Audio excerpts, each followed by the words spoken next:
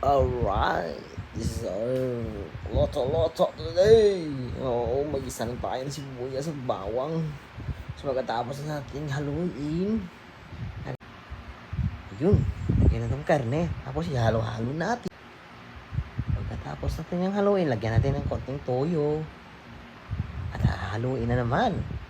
Pagkatapos, ilagay natin mga gulay na sa ating pansit. Yun, karaw-karawin.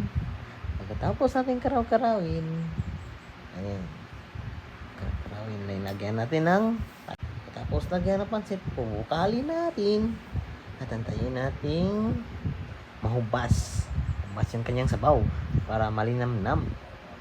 Yan, malapit na siyang maluto, ayun, luto na, wala na rin yung sabaw.